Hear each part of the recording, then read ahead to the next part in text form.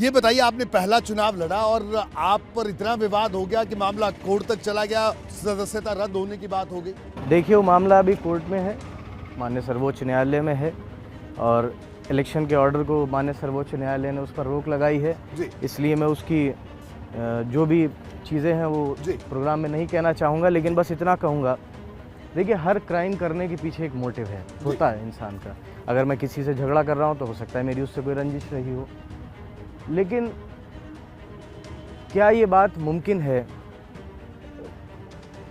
कि मैं सिर्फ चुनाव लड़ने के लिए, जबकि मैं जानता हूँ कि मेरे ऊपर बहुत नज़रें होंगी, ऐसी बेवकूफ़ी करता?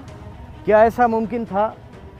जो मेरे वालिद का कद है, ये जितना लंबा उनका सियासी जितना सियासी सफ़र रहा है, क्या ऐसा मुमकिन है कि 2017 में मैं चुनाव लड़ना चाहता तो मुझे टिकट मिलता और 22 में लड़ना चाहता तो ना मिलता?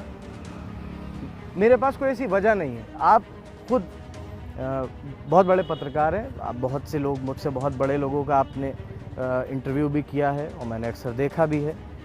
आप भी मुझे बताइए कि क्या कोई ऐसी वजह है जिसके लिए मैं ऐसा करता?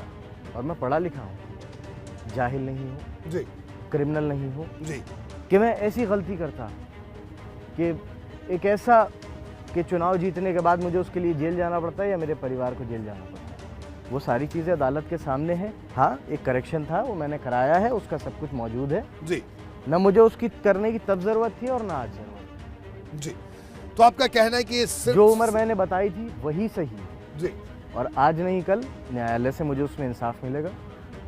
ठीक है अब्दुल्ला, आपने सोचा था सियासत में आना है क्योंकि आपने एमटेक की पढ़ाई की, आप तो हीरो भी बन सकते थे।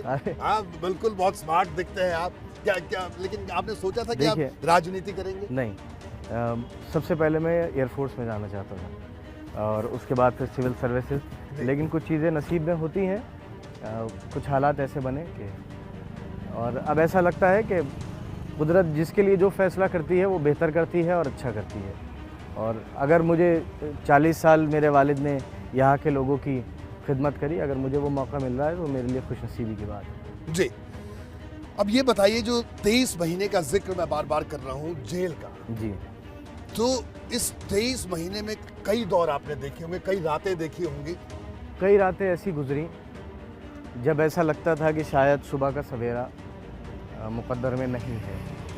और यूपी की जेलों का हाल आपको मालूम है, और जिस बैरिक में हमें रखा गया वो बैरिक नहीं है, वो एक सेल है, तन्हाई। वो 8 बाई 10 की कोठरी है, उसमें एक रोशनदान है और उसी 8 बाई 10 की कोठरी में एक 2 फीट का टॉयलेट है। यानी अगर आप ये देखें कि कितने जगह में आप सो सकते हैं तो वो 8 बाई 8 फीट है। तो कई मौके ऐसे आए जब बहुत से ऐसे लोग जिनको देखकर ये लगता था कि इनकी आइडेंटिटी कुछ ऐसी है कि ये शरीफ नहीं लग रहा है। बहुत से लोग अक्सर रात में देखते थे या बहुत सी अफवाहें उड़ती थी। यही लगता था कि कल का सुबह बहुत मुश्किल है देखना, लेकिन मालिक को ज़िंदगी देनी थी, उसने दी। और बस यही दुआ करूँगा कि अदालतें जल्दी इंसाफ करें और आज़म साहब भी हमारे बीच हों।